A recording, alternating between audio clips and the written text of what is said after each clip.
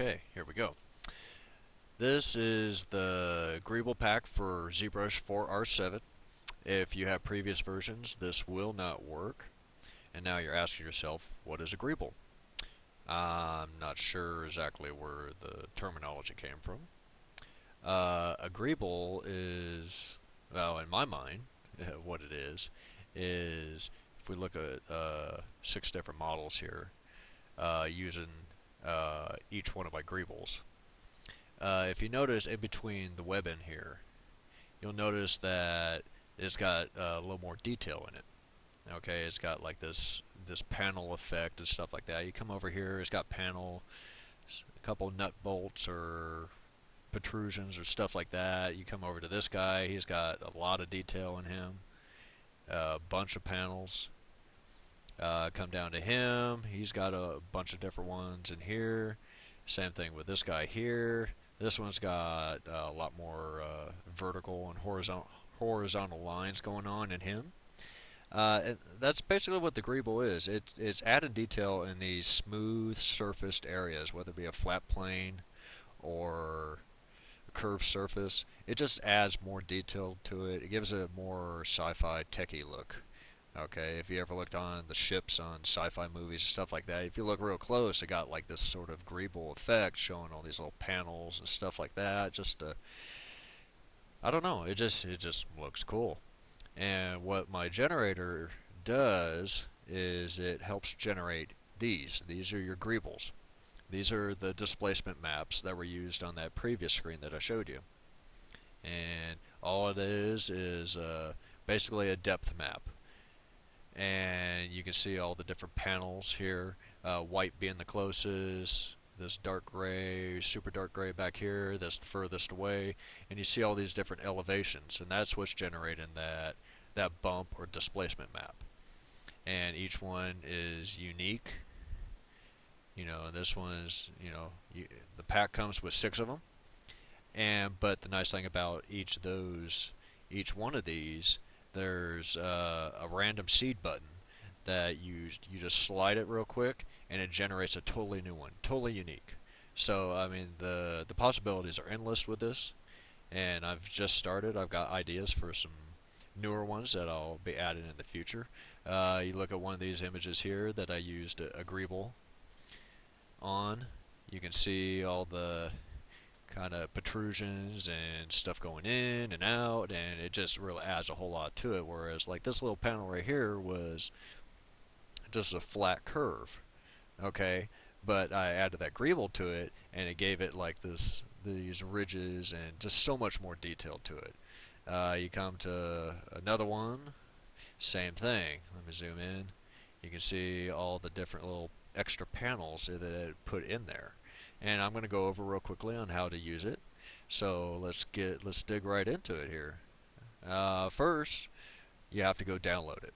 Okay, you need to go to ZBrush Central. You need to look for the Greeble Pack. It's big, bright, and orange and red. I'm sure you can find it. I will provide the link in the description below, so you can go find it. And we scroll down. It gives a basic set of instructions, but now I've doing this video now, so you can just kind of watch me do it. So scroll back up and click on Greeble Pack. It's a very small file. That's the nice thing about this. So we save it. So yes, I know I already have this on my computer, but I want to show you how easy this is. Okay, so I go into my Greeble Pack. There they are. There's 6 of them. Just going to extract all, keep it in my downloads for now. There they all are. Now let's go into ZBrush. Okay, so here in ZBrush, we are going to do Load Tool. I'm going to go to my downloads and my brand new Greeble Pack. Just select all of them, open. Takes no time to open. They're only like maybe about 50K. Each file. I mean, they're itty bitty, but they provide so much detail. So for demonstration purposes, we're going to set our canvas size to 1024 by 1024, resize it, You could do the 2048, 4096, and whatever the double, times two there is. You can do whatever in those increments you want to keep. Okay, it's always best to keep it in that power of two. That's just kind of how they've done it for a long time. We're going to zoom out just a little bit here so we can see our whole canvas here. I'm going to shut him down there, have a little more breathing room. And I'm going to load up. We'll just load up the first Greeble. Okay? So click and drag in your canvas, hold shift, and it locks it. Okay? So now it's not twisting all around. And if you hit T, we're now in edit mode, so we can actually edit the mesh. But you can't edit the nanomesh that's generated. You're only editing this mesh, which is kind of buried in the Greeble right now, which is fine. We don't really need to see it. Hit frame, and it frames to that placement mesh that all these Greebles are being generated on. So now we are framed up here, and you can see the Greeble pattern already. It's in slightly different elevations, and that's what gives you that effect when you're doing your displacement and bump. So now we will go to we're in the tool panel. Open up Nanomesh, and there's all our Nanomesh properties. You really don't have to worry about all these settings up here. I kind of already tweaked them to make it work right. Feel free. You're more than, you can go right ahead and you can mess with all these if you want. But the one that, just to make this quick and easy for you, just go down to random seed, and then watch what happens on the screen here. We are creating totally random Greebles. So, I mean, yeah, I don't know how high this, let me see how high this thing goes up. Goes up to 65,535. So that's how many variations of that one Greeble you can do. That's pretty cool. And they're all going to be just totally unique. You can even mess with a random distribution if you want. But like I said, I already kind of tweaked them to where it puts an even placement over the whole mesh. And that's what we want.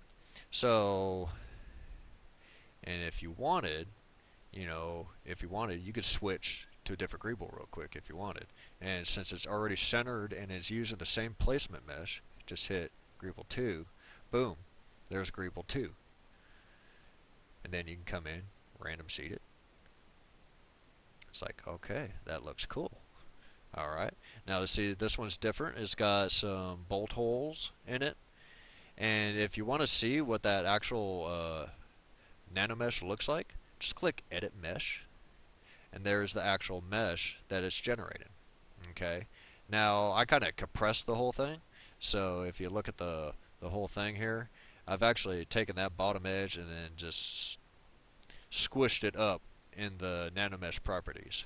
So this back part we're not even worried about. I'm just worried about what's up here. And as you can see, I can turn polyframe on there. You can see, all the, actually the little of information that's really there.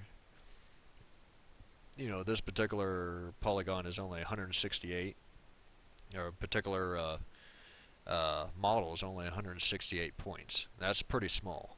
So, but the thing about Nanomesh, it is creating, if you look up here, 1,064 instances at 178.752 thousand vertices. Okay, now this one is kind of one of the lighter ones. The Greeble 1 is the lightest, but the rest get real heavy. So if you start going through the random seed, you'll see it kind of bogs down a little bit, especially on some of the more heavier ones. And I'll show you. I think it's Greeble 3. Agreeable 3 has got a lot of detail to it. Okay, so if you hit random seed, at least with my computer, it kind of bogs down a little bit. So, and then I'm also capturing too. So we'll go back to, what is that, Greeble 2. Like Greeble 2, it's got all the bolt holes in it. So we got that. Little random seed. And as you can see down here, that's our placement mesh down here, that little bit of green right down there. So let me turn the polyframe off there. And if you ever want to see what that looks like, here, just turn that off. Polyfill. That's basically all that it saved on that ZTL file for you. That's it, minus the Nanomesh that's in there. So it's very small file size, which is awesome. So Nanomesh back on. Now let's create our displacement map, and we've already set our dimensions. It's quick and easy. All you got to do is hit BPR and make sure you're not set up to BPR to keyshot. And let me pause this real quick and I'll be right back. Alright, I'm back. And that's what I get for my first tutorial. Mistakes, or happy accidents, whatever you want to call it. And if you ever do that, if you go in the external render, there's this keyshot button in there. Just, yeah. I still had it turned on because I was practicing the tutorial earlier. So, alright, so now that we got that done, now we're just doing a regular BPR inside ZBrush this time. And this one shouldn't take too long. I've noticed that the 3 through 6 tend to take a little bit longer because it is generating a lot more polygons. So, I mean, we're talking in the millions. So it takes a little bit longer. This one will take about 10-15 seconds for me.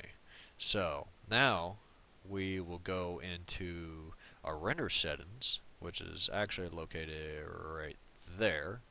I've got it over here for now. I've got my own UI in here. We're going to go down to render pass, and right here, depth pass, or depth map, okay?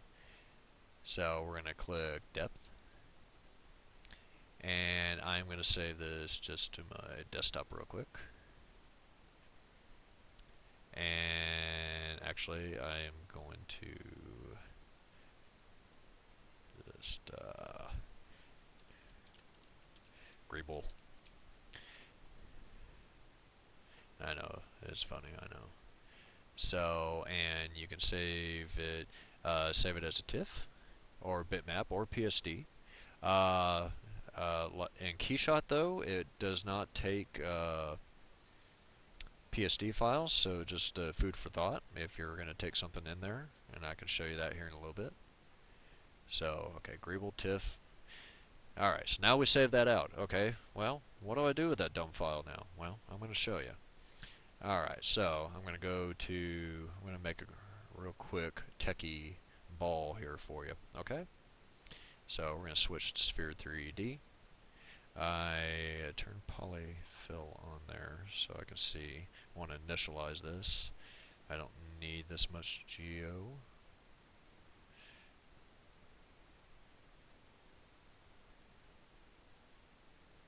Okay, and make polymesh 3D, so now it's editable. Alright, so frame it out. I'm going to zoom it in here so we can see a little better. Close him up for a minute.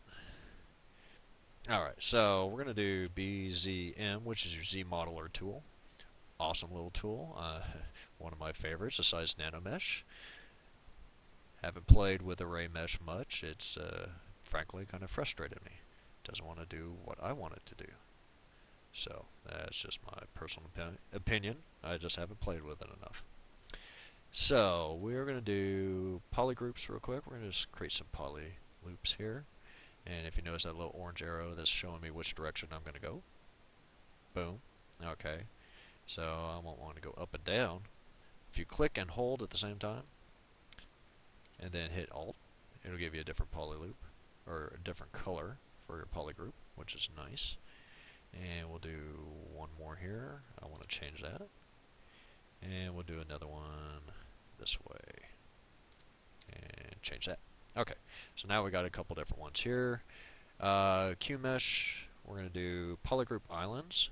So this way we're only pulling out, you know, as you can see, a break between this and this.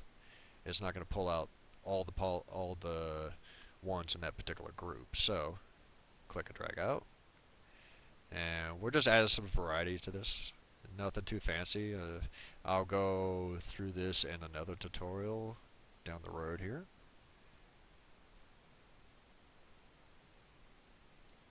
We're just making some interesting shapes here.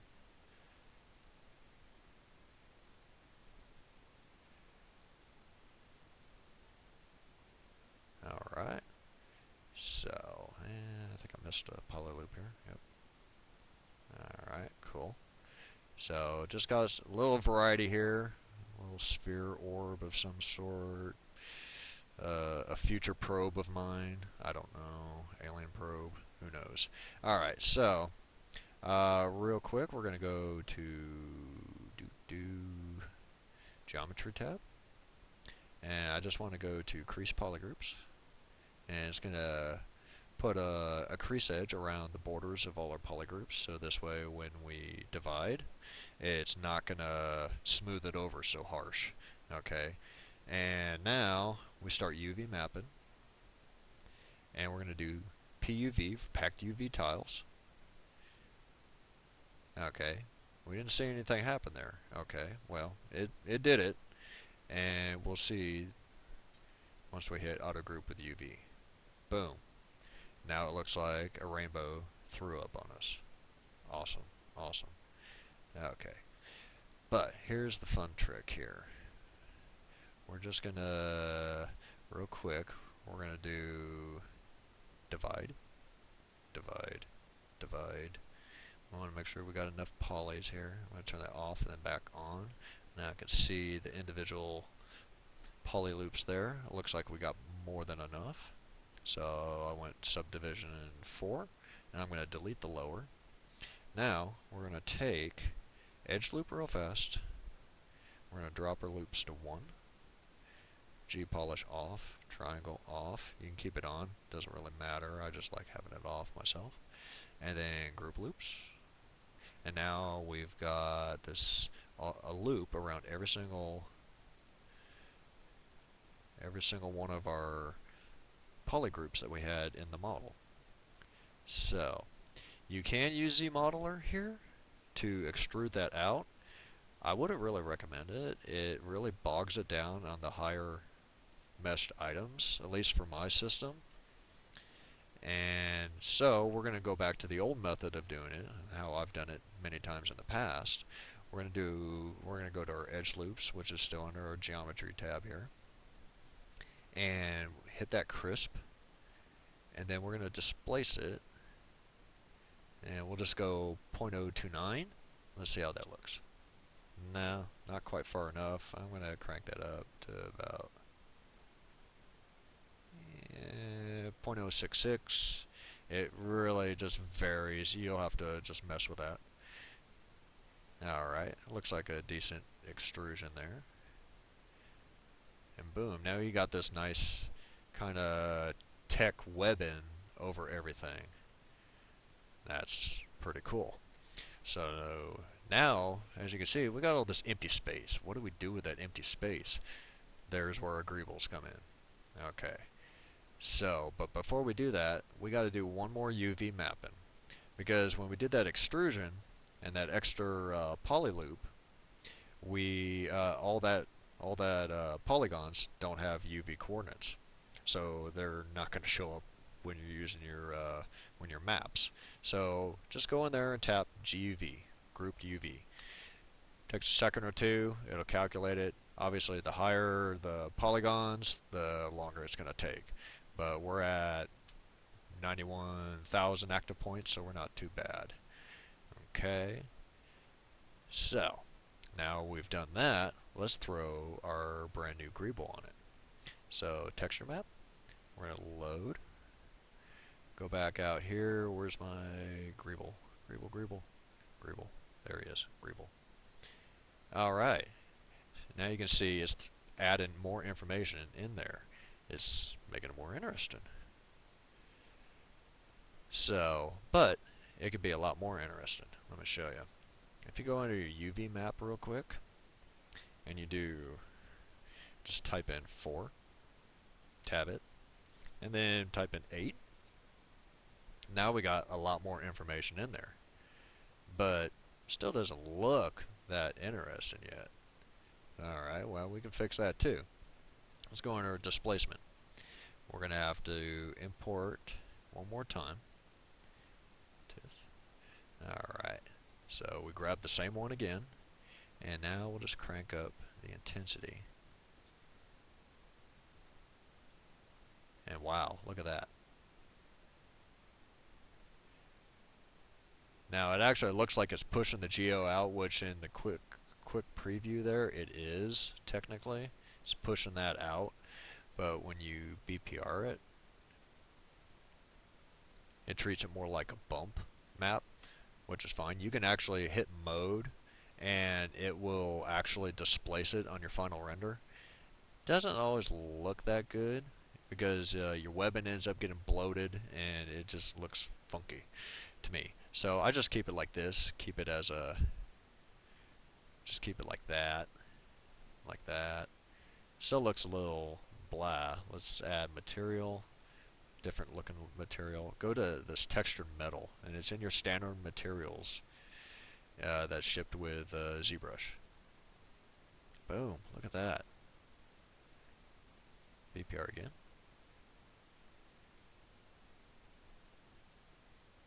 Pretty cool. And that's what you use the Greebles for. We'll zoom in here. You can see even the rivet holes. BPR it one more time. Pretty cool. I hope you enjoyed. I will try to have some more stuff for you in the future. You guys have a good day.